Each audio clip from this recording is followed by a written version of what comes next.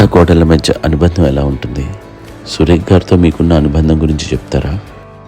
మా తండ్రి కోడలు కాదు, నా కూతురండి. అంత బాగుంటాం మేమిద్దరం కూడా.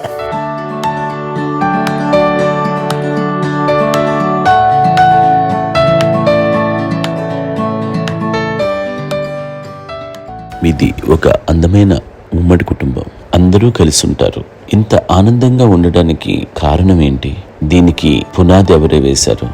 మా నాన్నగారి క్వాలిటీ నేను ఎగ్జాంపుల్ చెప్పగలను. అమ్మ వాళ్ళ ఇంట్లో పెద్దది. వాళ్ళ నాన్నగారు అంటే మా తాతయ్య గారు ప్రొహిబిషన్ డిపార్ట్మెంట్లో సిఐ గారు ఎస్ఐ గారు చేశారు. ఏదో మా ఇన్స్పెక్టర్ సిఐ చేసి ఆయన కాలం చెందారు. చాలా ఎర్లీగా 48 years చచ్చిపోయారు. 40 సరిపోతే ఆయనకి అప్పటికి అమ్మ కాకుండా 4 బిడ్డలు. అమ్మ తర్వాత అబ్బాయి తర్వాత 3 ఆడపిల్లలు. వాళ్ళు ఏంటంటే రాకరావిడి నాగబాబు కంటే కూడా చిన్నమ్మ. అది ఆ వయసు అంత చిన్నవాడు. అమ్మ మా పిన్నమ్మని నాకంటే చిన్నవాడు. అలాంటి పిన్నమ్మల్ని ఆయన వీళ్ళ నాగ చనిపోయిన తర్వాత తన ఫ్యామిలీ అంతగా నాన్న పెంచారండి. నాన్న కూడా అరాకురా శాలరీ మీద బతికేదే తప్ప కూడా కాదు. సో తనకు మిగిలిన దాంట్లో మళ్ళీ ఆ ఫ్యామిలీని చూసుకోవడం, మా అమ్మమ్మని చూసుకోవడం, వాళ్ళ మంచి చెడు చూసుకోవడం. వాళ్ళకు ఇల్లు మాత్రం ఉంది మొగల్తూరులో. ఆ ఇంట్లో వాళ్ళు అద్దెకు వస్తే ఆ కొంచెం డబ్బు నానిచ్చే డబ్బు, అక్కడ పొలం కొనిచ్చారు. ఆ పొలం మీద ఇచ్చే డబ్బుతోటి అంతా బాగా చూసుకోరు తన ఫ్యామిలీ లాగా. కాబట్టి నాన్న ఫస్ట్ సూత్రధారి. అమ్మ కూడా ఫ్యామిలీ బాండింగ్, టుగెదర్నెస్ అనేది స్ట్రాంగ్గా ఉండటానికి నాన్న ఏర్పాటు చేసినటువంటి బీజం అది. అమ్మ కంటిన్యూ చేస్తుంది. మేము ఇవన్నీ చూసి మేము నేర్చుకుని మేము టుగెదర్ అట్లానే ఉంటాం.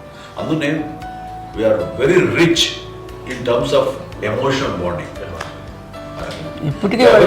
కష్టం వచ్చినా ఎవరికి ఏది ఇబ్బంది వచ్చినా సరే మొత్తం అందరం గురిపోతాం.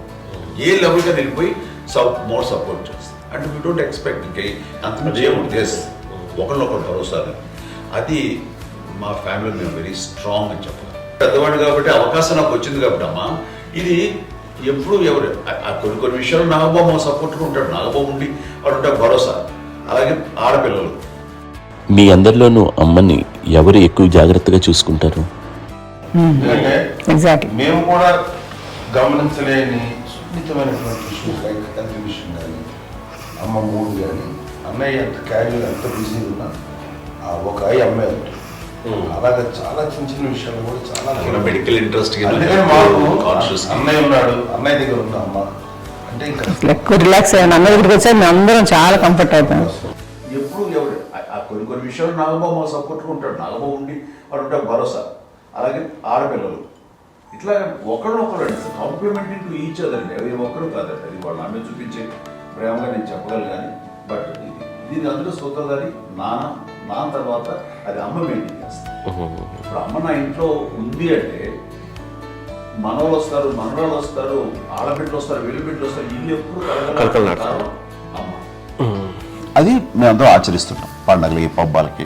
అది నిన్న మొన్న నాగబాబు వచ్చి చాలాసేపు కూర్చున్నాడు. మేము ఇంట్లో లేకపోయినా వచ్చి నాగబాబు కూర్చొని టైం స్పెండ్ చేసి వెళ్ళిపోతుంటాడు. అలాగే చెల్లెలు ఇద్దరు ఆల్మోస్ట్ ఎవ్రీడే మాధవ్ వస్తుంటుంది, తను కూడా వస్తుంది. నిన్న సాయంత్రం కూడా వచ్చి ఉంటుంది. అమ్మా మధ్యాహ్నం వచ్చి కదా వచ్చి ఇక్కడే భోజనం చేసుకుని అలా ఉంటుందండి. ఈ తరం వాళ్ళకి మీరు ఇచ్చే సలహా ఏంటి?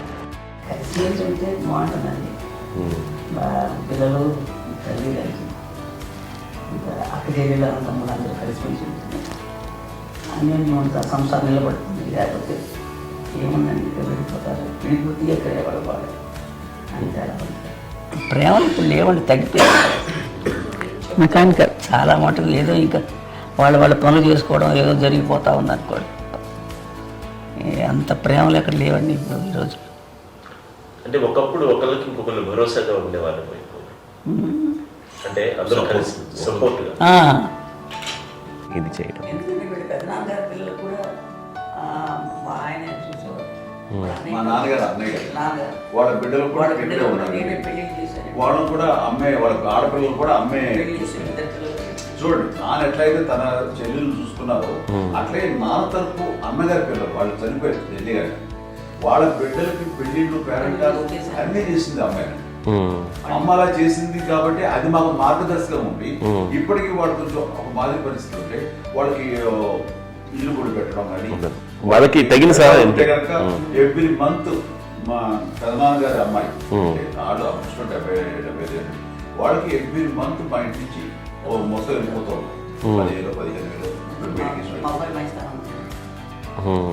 ఎన్నో సంవత్సరాలు వెళ్ళిపోతాను బ్యాంక్ పేరు వచ్చేది ఫస్ట్ అదంతా కూడా మా పెద్దలు వచ్చింది. వాళ్ళు కూడా వచ్చి అమ్మని అంతా ప్రేమలో చూస్తారు, ఇష్టంగా చూస్తారు. అమ్మ ఇందాక చెప్పినట్లు ఇచ్చే మెసేజ్ ఏంటి అన్నది అమ్మ మాటల్లో చెప్పాలంటే బంధాలు బాంధవ్యాలు అన్నది ఎనలేని ఆస్తి పాస్తులు. సో ఎలాగైతే డబ్బు ఎంత సంక్రమించింది, ఎన్ని ఆస్తులు వచ్చాయి ఫిజికల్గా అనే దాని మీద కంటే కూడా ఇవి ఆస్తిగా తీసుకుంటూ నేను విలువ ఎరిగి గుర్తెరిగి దాని ప్రభావం తెలుసుకుని అది కనుక మనం ఇచ్చుపుచ్చుకుంటే ఫ్యామిలీలో అంటే దాన్ని మించినటువంటి గొప్ప సంపద కష్టాలు వచ్చినప్పుడు డబ్బు తీరుస్తుంది కాదండి, కష్టం వచ్చినప్పుడు ఒక భుజం తీరుస్తుంది, ఒక చేయూత తీరుస్తుంది. అది మన బ్లడ్ రిలేషన్ మనలో మనకి అది ఉండటం అనేది అదృష్టంగా ఫీల్ అవుతుంది. అంటే ఒకసారి అమ్మ చూసి నాకు ఎందుకు అనిపిస్తుంది అంటే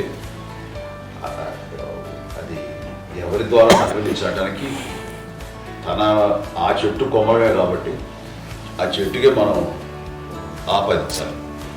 ఎక్కడో మామూలుగా ఉండాల్సిన వాడు ఈ రోజున ఈ స్థితిలో ఉన్నాము, ఇంతమందికి లైఫ్ రావటానికి దోహదపడ్డాము, ఇంతమంది కలిసికట్టుగా ఉండటానికి ఇదైంది.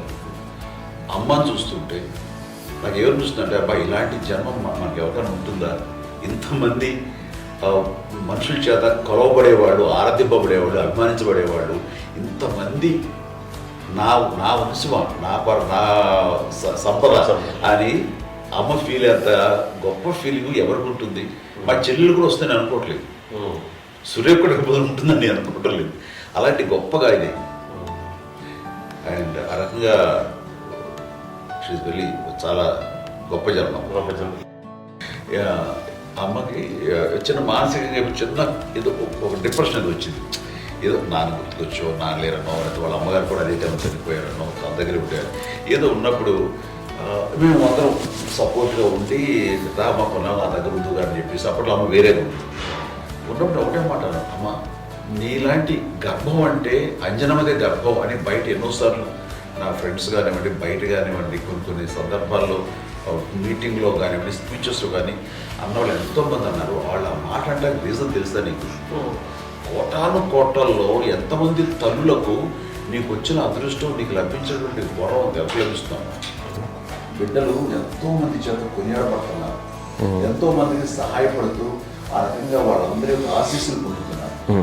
కానీ ఎంతో మందికి నిరంతరం హెల్ప్ చేస్తూ వాళ్ళ ఇది చూసుకుంటున్నారు. అవి ఆ భగవంతుడు మీరు చేసిన పూజల వలన ఆ భగవంతుడు మన నెక్స్ట్ తరాలకు కూడా మనకి ఇలాంటిది వారసత్వంగా ఇస్తూ అదే రకంగా కొనసాగించేలాగా మాకు అదృష్టాలు ఇచ్చారు. ఇంతమంది ఎవరు నీ నుంచి వచ్చిన వాళ్ళే నీళ్ళు నీ ఎంత గొప్ప గర్భం, ఎంత గొప్ప జన్మ నీది. అలాంటిది నువ్వు ఇలా అవ్వబెట్టి ఎంతసేపు ఇది హై లెవెల్లో ఉండాలి నీ ఫీలింగ్స్గా నువ్వు కానీ. అంతే నువ్వు ఇలాగా కుంగిపోవడం ఏంటమ్మా చెప్పినప్పుడు ఇది నీది కాదు, నాది కాదు, నువ్వు నమ్ముకున్న భగవంతుడు నీకు ఇచ్చింది అనుకుంటావు కదా. నువ్వు ఆ భగవంతుడి కృతజ్ఞత తీర్చుకోలేక ప్రతిరోజు ఆయన ధ్యానించు, ఆయన పూజలో ఉండు, నీకు ఆయనే ధైర్యం ఇస్తాడు. అంతేగాని నువ్వు నెగిటివ్ సైడ్ ఆలోచించుకోమ్మా. మా అందరికీ పాజిటివ్నెస్ ప్రివైల్ చేసిన దానివి, ఇచ్చిన దానివి, అందించిన దానివి. అలాంటి నువ్వు నెగిటివ్ వైపు వెళ్ళిపోకూడదు అంటే అంతే. మళ్ళీ అటుపక్క ఎప్పుడు గెలలేదు. ఆంజనేయ స్వామి భక్తి ఆయనలో ప్రవేశపెట్టి చెప్పాలంటే ఆయనకి నేనే నేను నమ్మిన దేవుడు ఇంట్లో నేనే ఇంట్రడ్యూస్ చేశాను. నానంత ప్రగాఢంగా నమ్మి ఆయన దాని వల్ల లబ్ధి పొందారు. ఆయన అందులో మమ్మల్ని మించిపోయిన స్టేజ్కి వెళ్ళిపోయారు. ఆయనతోటి ఆంజనేయ స్వామితో ఇంటరాక్ట్ అవుతూ అట్లా ఆయన నమ్ముకుంటుంది. ఆయన నానంటారు అంతా నా గురువు, నా పెద్ద కొడుకు పెద్దోడే. మా వీడియో మీకు నచ్చినట్లయితే please like, share and subscribe.